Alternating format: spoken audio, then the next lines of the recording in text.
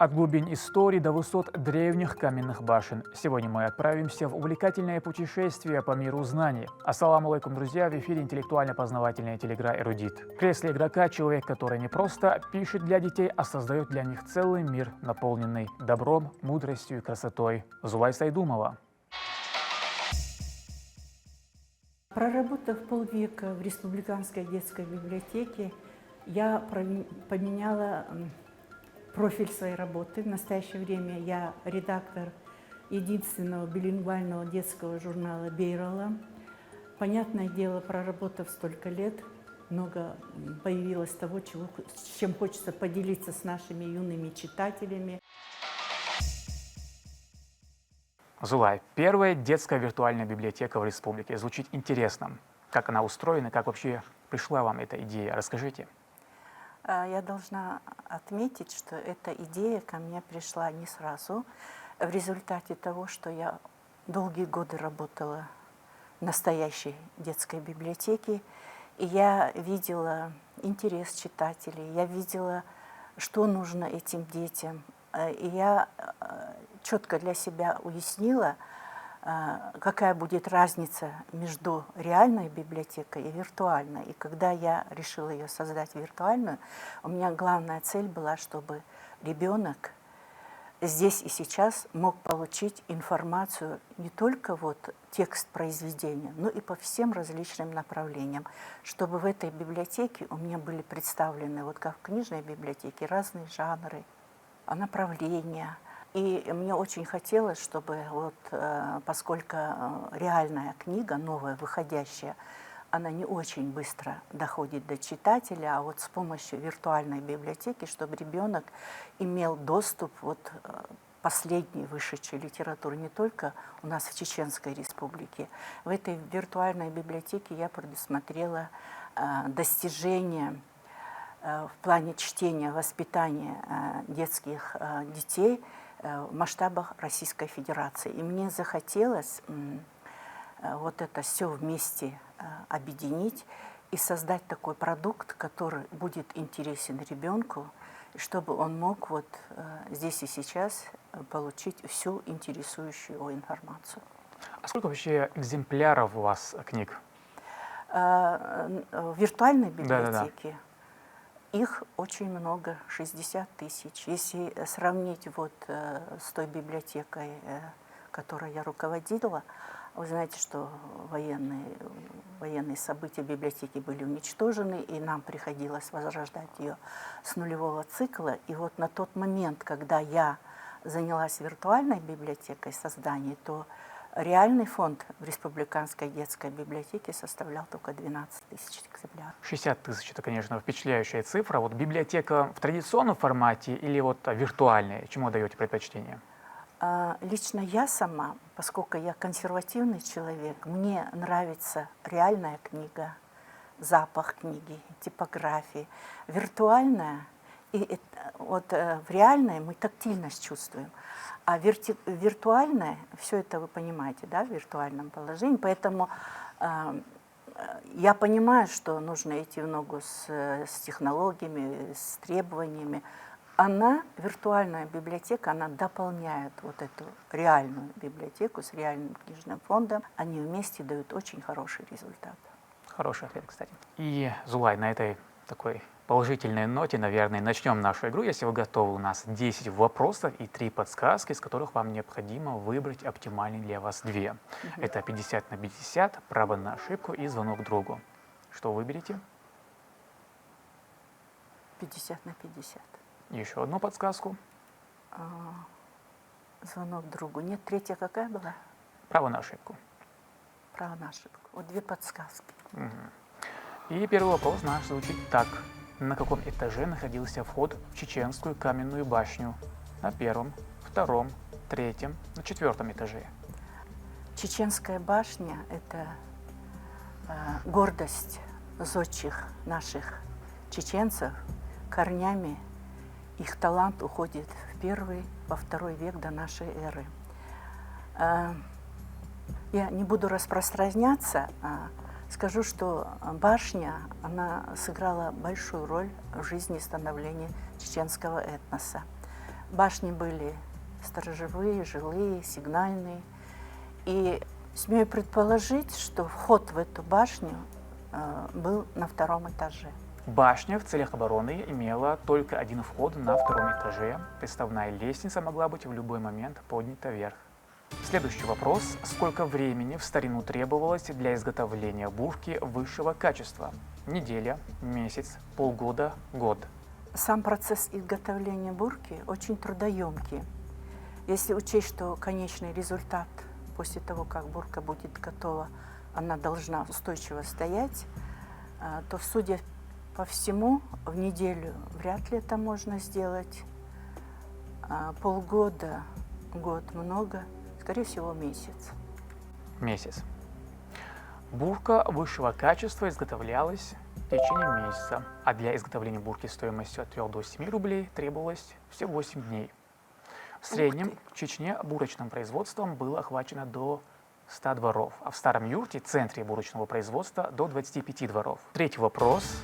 Как в начале 20 века в народе называли Национальную библиотеку Чеченской Республики имени Абузара Айдамирова, Дом мудрости, народной читальней, Чеховкой, публичкой? Национальная библиотека имени Абузара Айдамирова – это старейшая библиотека Чеченской Республики. Ей исполнилось 110 лет. В течение этих 110 лет много раз менялось ее название, равно как и само помещение. В самом начале, в 1904 году, она была народной читальней. Дальше она была публичной. В 1966 году она стала научной библиотекой Чеховской. И называлась она имени писателя Чехова. Национальная библиотека Чеченской Республики имени Абузара Айдамирова, первая публичная библиотека Грозного, да и всего нашего региона, основана в октябре 1904 года. Ее тогда чаще называли народной читальней. Для передовых людей того времени ее открытие явилось крупным событием. Зулай, вот топ-3 книг от библиотекаря с 50-летним стажем. Вы знаете, у каждого человека свои любимые книги, свои любимые произведения, авторы.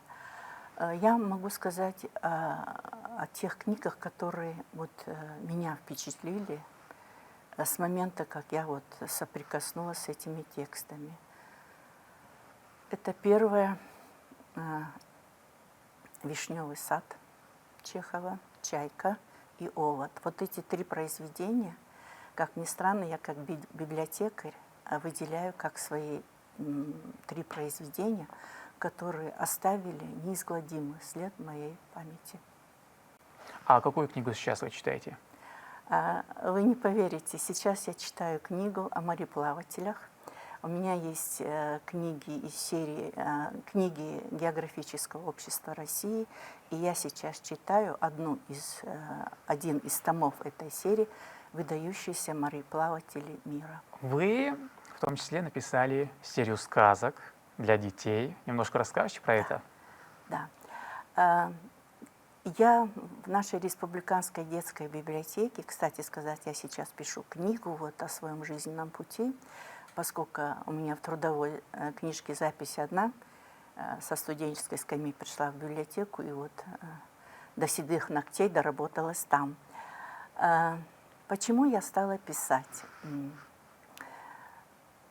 Как ни странно, проработав 50 лет, у меня очень много осталось нереализованных идей.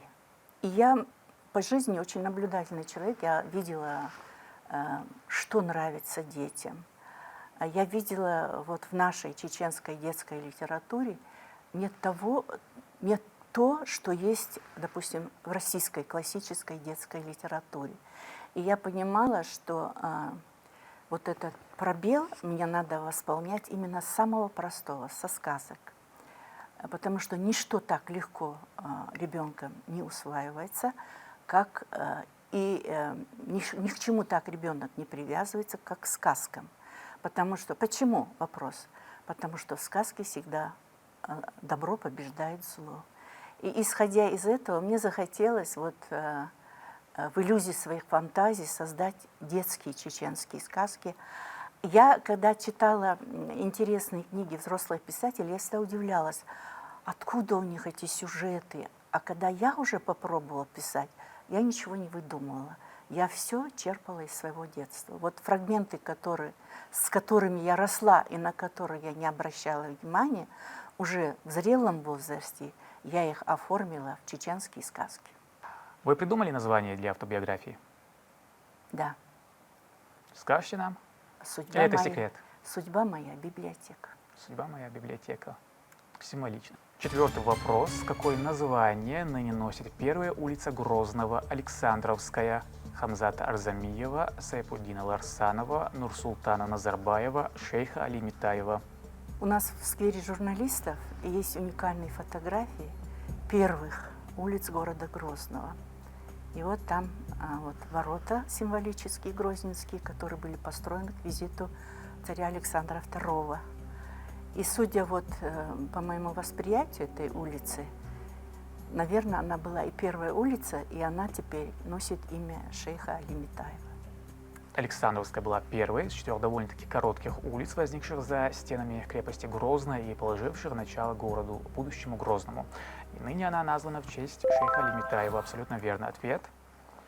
Пятый вопрос. Кто сделал первые нотные записи чеченских песен? Иван Клингер, Умар Бексултанов, Афанасий Фет, Маккамежиева. Вы знаете, не могу сказать, что я убеждена, что я сейчас скажу правильный ответ, но исходя из того, что все-таки начальная нотная грамота могла быть заложена людьми просвещенными и в силу каких-то обстоятельств, очутившихся на территории нашей республики, смею предположить, что это был Иван Клингер. Иван Клингер. Выучил чеченский язык и сделал первые нотные записи чеченских песен офицер, музыкант и композитор Иван Клингер. Абсолютно верный ответ. В 1847 году во время Кавказской войны попал в плен к чеченцам Аули Аспан-Юрт. Клингер был освобожден через 2 года при обмене пленных, и позже он издал книгу «Быт и нравы чеченцев», в котором были опубликованы его записи. Шестой вопрос. Кому Ахмад Сулейманов посвятил первую часть топонимии Чечено-Ингушетии? Отцу, матери, старшему брату, среднему брату? Вообще-то он мог посвятить первую часть каждому из перечисленных, но учитывая вот наш менталитет, особенно у ребят привязанность к отцу, и потом отец – это глава семьи, смею предположить, что он посвятил ее отцу. Ахмад Сулейманов посвятил первую часть топонимии памяти своего отца Сулеймана, написав такие слова: «Светлой памяти Мухтазалиева Сулеймана, моего отца, посвящаю». Абсолютно верный ответ. Вторую часть он посвятил матери, третью старшему брату, четвертую уже среднему. Настоящий войнах. Зулай, а вы посвящали свои сказки кому-либо? Да, своей сестре. Потому что одна из моих сказок – это полностью эпизод вот из жизни моей старшей сестры. И он у меня в памяти запечатлелся в мельчайших деталях. Я лишь только слегка это все обработала и написала эту сказку. Естественно, посвятила ее своей старшей сестре. Ее сейчас нет, да, Гет Штольцун. Вот. Ну, вот так вот. А что вообще является самым важным в детской литературе? Захватывающий сюжет, яркий герой, выразительный язык и стиль или что-то другое? Вы знаете, дети и детское чтение, оно очень трансформируется. Вот это мои личные наблюдения. Я и писала работы на эту тему.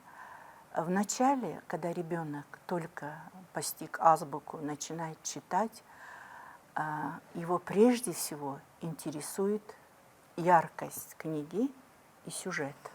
Он должен быть интересный, захватывающий, необычный.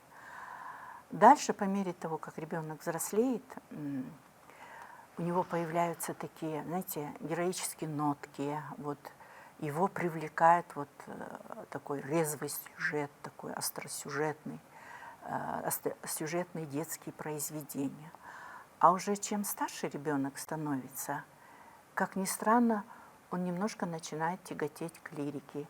Это связано еще и с тем, что особенно в советские времена, потому что в старших классах мы проходили по литературе произведения, которые являлись очень интересными и с точки зрения сюжета захватывающими. Поэтому ребенок на пути своего взросления, его интересы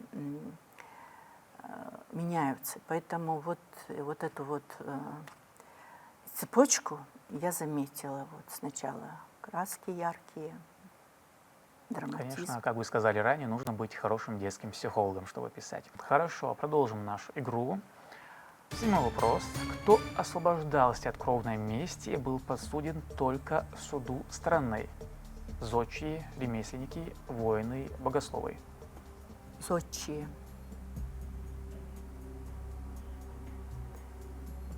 Под вопросом. Воины тоже могли быть подсудными. Ремесленники не могли быть в этом списке освобождаемых. Богословы тем более ответственные за все, за правильность всего и вся. Скорее всего, зодчие, потому что зодчие в нашем народе, будучи строителями наших даже средневековых башен, их было немного, и они ценились, наверное, очень высоко, поэтому, скорее всего, зодчие освобождались из-под суда. Зодчие. Ценность профессии строителя была такова, что зодчие освобождались от кровной мести. Судить его мог только Мехкел. Абсолютно верный ответ. Я где-то это прочитал, я даже потом это оставил у себя в заметках в телефоне, думаю, ну как так вот? И недавно только включил этот вопрос и отправил эксперту нашей программы Вахе Гарсаеву, чтобы он говорит, да, это так и есть. Немножко так открытие для меня тоже. 8-й вопрос. Сколько чеченских слов было включено в сравнительные словари всех языков и наречий Екатерины II? 99, 147, 400, 800. Да, вопрос не из простых. Давайте уберем 2 неправильных ответа. Уберите 2 неверных варианта ответов. И у вас остается А и С. Поскольку мы 2 неправильных предполагаемых ответа убрали, у нас остается 99 и 400. Не совсем уверена, но хочу думать, что 400. 400. В Большом сравнительном словаре Екатерины II приведено около 400 слов. Абсолютно верный ответ. Это наиболее раннее описание чеченского языка и датируется второй половиной XVIII века. Ты знаешь, это для меня открытие. И зодчие, эти 2 открытия, которые я сделала, придя сюда. Наверное, на это и направлена наша программа в какой-то степени. Представляете, человек идет, думает, я там в географии, там в литературе, я тут весь. А тут на тебе, хось, и не знаешь. А я думаю, это вы 9-й вопрос будете знать. Закончите пословицу. Кто спорил с селом, тот недалекого ума, самый смелый, прослыл предателем, остался за селом. Кто спорил с селом, тот остался за селом. Абсолютно верный ответ. Тут уже много думать не надо. Да, кто спорил с селом, тот остался за селом. И как вы думаете, про что будет финальный 10-й вопрос? Какие у вас догадки? Даже не могу предположить. Не можете. И 10-й финальный вопрос звучит так. Кто являлся верным спутником героя чеченского нардского эпоса Сеска Солсы? Голубь, конь, волк, орел. Верный спутник. Это значит, этот спутник сопровождает этого героя и в радости, и в горе, и в неудаче, и в проигрыше. Кто такой себе может позволить? Голубь, наверное. Голубь. Давайте проверим. Спутником Сеска Солсы является лесной голубь. Он указывал ему местонахождение ручьев, озер, родников. И по преданию, голубка была единственной из птиц и животных, кто принесла умирающему Сезке воды. Зулай, я вас поздравляю, вы абсолютный победитель. Небольшой подарок от нашей телерадиокомпании. Рамзан Дель Сариэль. Спасибо, что пригласили на эту передачу. Говорят же, все невозможно знать. Любой поход в интеллектуальную игру, в интеллект всегда приносит пользу человеку. Для меня сегодняшнее наше общение было очень полезным и интересным. Спасибо вам за эту возможность прикоснуться к вашей хорошей, интересной передаче. Зулай, спасибо. Вот на прощание, какое напутствие вы можете дать нашим самым юным зрителям? Дорогие ребята, вы для меня всю жизнь были дорогими, есть и будете. Знаете, что в наше очень бурное, устремленное время очень важно иметь базовое, хорошее образование. С первых ваших шагов ставьте перед собой задачу знать, постигать, узнавать как можно больше. В этом случае у вас есть возможность стать личностью в будущем, а нам такие люди нужны. Хорошие слова, Зулай. Спасибо вам, что приняли приглашение, пришли в город, что вы победили Дейла Эсхова. Был рад познакомиться. Сегодня мы стали чуть мудрее, узнали много нового и расширили свой кругозор. Но главное, мы убедились, что знание – это сила. Играйте в интеллектуальные игры, они вас точно ничему плохому не научат. До новых встреч в эфире.